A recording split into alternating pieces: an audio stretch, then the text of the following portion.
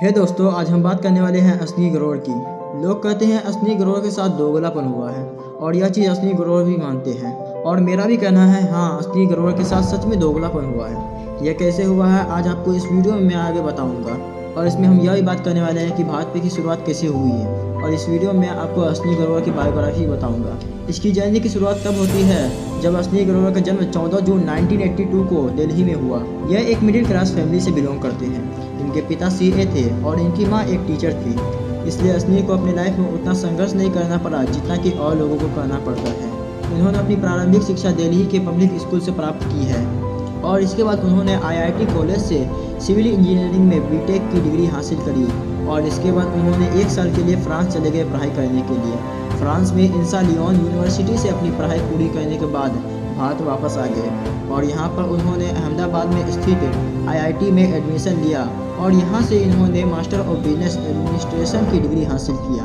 पहली बार उन्होंने Kotak investment banking company में नौकरी प्राप्त किया और यहाँ पर करीब 7 साल तक नौकरी किया। इसके बाद साल 2013 में अमेरिकन कंपनी कॉर्पोरेट डेवलपमेंट के डायरेक्टर के तौर पर भर्ती हो गए और इसी तरह इसने बहुत सारी कंपनी में काम किया और यहाँ से बहुत सारा नॉलेज को हासिल किया और फिर उन्होंने अपनी खुद की कंपनी भारत पे की शुरुआत किया। इसका शुरुआत से खुद का बिजनेस खोलने का सपना था। असली भारत पे को स्टार्ट करने से पहले वो ग्रोफर्स नाम की कंपनी में भी काम कर चुके थे और फिर इसे भी छोड़ दिया। दरअसल हुआ ये था कि असलीर एक बार जनवरी 2015 को एमएक्स के लिए जब वो जॉब कर रहे थे तभी उनकी मुलाकात आईआईटी दिल्ली के बैच अलविंदर सिंह ढींसा से उनकी मुलाकात हुई, जिन्होंने रिसेंटली जोमेटो को छोड़ा था और अपनी खुद की कंपनी ग्रोफर्स की शुरुआत की थी।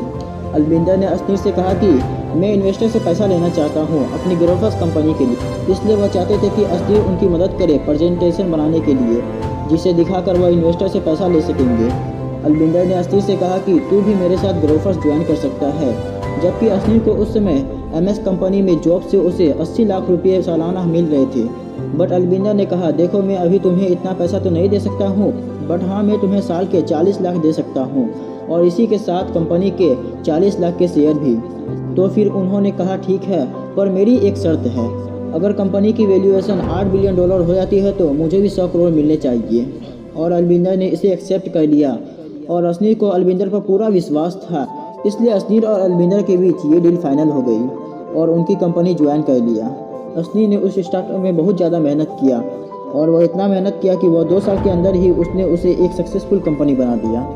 ग्रोफर्स के एक और को फाउंडर थे सौरभ कुमार, जो कि उन लोगों को उस कंपनी में हायर कर रहे थे जो कि अपने काम में उतने भी अच्छे नहीं थे और असनी ने यह सब चीज़ों को जानना स्टार्ट किया तो यह बात यहाँ तक आ गई कि उसे वह कंपनी छोड़ना पड़ गया था। और इसके बाद अलविंदर ने असनीर को एक होटल में बुलाया। असनीर ने कहा कि अभी तक कंपनी की वैल्यूएशन $8 बिलियन तो नहीं हुई है जैसा कि हमने सोचा था, लेकिन इसकी वैल्यूएशन $370 मिलियन हुई है, तो इसके अकॉर्डिंग मेरे 10 करोड़ बनते हैं, लेकिन मुझे इसके कम से कम 1 करोड़ भी मिलने चाहिए। और वह ग्रोफर्स को छोड़ दिया। और जून 2018 में असनी की मुलाकात शाश्वत नटवानी और भावेक से हुई, जो कि आईआईटी दिल्ली के स्टूडेंट थे। उन्होंने एक ऐसा टेक्नोलॉजी खोज लिया था जो कि यूपीआई क्यूआर कोड को दुकानों पर लगाया जा सकता है। यह क्यूआर कोड ऐसा होगा कि किसी भी क्यूआर कोड को एक्सेप्ट कर सकेगा। जैसे कि अगर किसी दुकानदार के पास पेटीएम का क्यूआर कोड है, अगर हम उसमें पैसा ट्रांसफ़र करना चाहें तो हम पेटीएम ऐप से ही कर सकते हैं, ना कि फ़ोनपे से। इसी तरह सेम फ़ोनपे का रूल है। तो उन लोगों ने एक ऐसा क्यूआर कोड का सोचा था जो कि हर क्यूआर कोड को एक्सेप्ट कर सकेगा। जैसा कि पेटीएम का क्यूआर कोड है तो हम उसमें इस क्यूआर कोड से पैसा ट्रांसफ़र कर सकते हैं। और उसने यह कहा कि सारी फिनटेक कंपनियां 2% चार्ज करती है जैसा कि पेटीएम, तो हम ऐसा करेंगे कि हर कंपनी 2% चार्ज करती है, हम उसे कम करके 1% चार्ज करेंगे ताकि हम वह हर कस्टमर को अपनी ऐप की ओर अट्रैक्ट कर सकें। इस पर असनी ने कहा देखो, अगर हम 1% चार्ज करते हैं तो हम इस गेम को कभी चेंज नहीं कर सकते और ना ही हम इसमें कभी भी सक्सेसफुल हो सकते हैं। इसी तरह अगर और कोई कंपटीटर आया वह 0.9% चार्ज कर रहा है, कोई और आया वह 0.8%, 0.7%, 0.6% और ऐसे ही यह कंपटीशन चलता रहेगा और लास्ट में जो सबसे कम चार्ज करेगा वही विनर होगा और उसी की ओर सभी अट्रैक्ट होगा। तो इस पर असनी ने कहा क्यों ना हम यह चार्ज फ्री कर दे, तो हम ज़्यादा से ज़्यादा मर्चेंट को अपनी ओर अट्रैक्ट कर सकते हैं और यह ऐप को ज़्यादा से ज़्यादा लोग यूज़ कर सकेंगे। तो फिर भावेक को ऐसा महसूस हुआ कि अगर हमें अपनी कंपनी बनानी है तो इस कंपनी को चलाने के लिए एक असनीर जैसा ही फाउंडर की ज़रूरत है। और असनीर को भी यह आइडिया बहुत ज़्यादा पसंद आया और उन्होंने फाइनली 2018 को भारत पे लॉन्च कर दिया।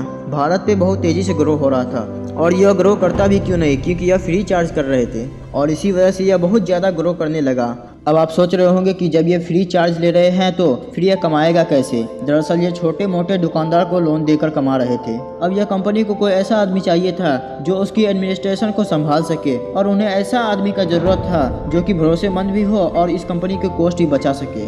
इसलिए असनी ने अपनी वाइफ माधुरी को उस कंपनी का डायरेक्टर बनाना चाहा, लेकिन फिर उन्होंने उसे नहीं बनाया। और असनी यह कहते हैं कि मैंने सबसे बड़ी यह गलती की है कि मैंने अपनी वाइफ को डायरेक्टर नहीं बनाकर, और असनी को भारत पे से निकाल दिया गया।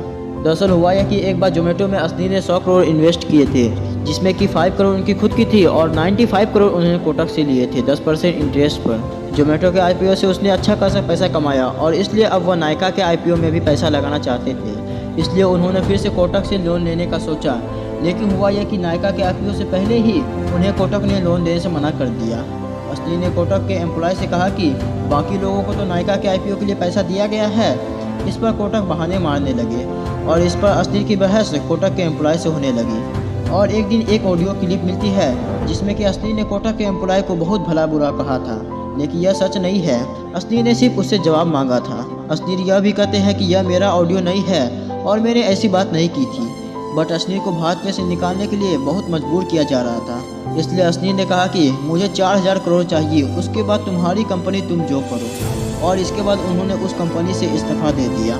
असल में ये चीज़ उनके साथ बहुत ही बुरा हुआ था, और इसलिए तब से वह किसी पर जल्दी विश्वास नहीं करते हैं। तो ये थी असली ग्रोवर के साथ कुछ दोगलापन की कहानी, जो कि आपके साथ भी हो सकता है। इसलिए आप जल्द किसी पर विश्वास मत कीजिएगा। तो अगर आप लोगों को ये वीडियो पसंद आया होगा और आप लोगों को इनकी कहानी से कुछ सीखने को मिला होगा, तो इस वीडियो को लाइक करके मेरे चैनल को सब्सक्राइब कर दीजिएगा, ताकि जब भी मैं ऐसा वीडियो अपलोड करूँ तो सबसे पहले आपके पास पहुँचे। और हाँ, लाइक करके एक प्यारा सा कमेंट भी कर दीजिएगा, ताकि मैं भी इससे मोटिवेट होकर और अच्छा वीडियो बनाऊँ।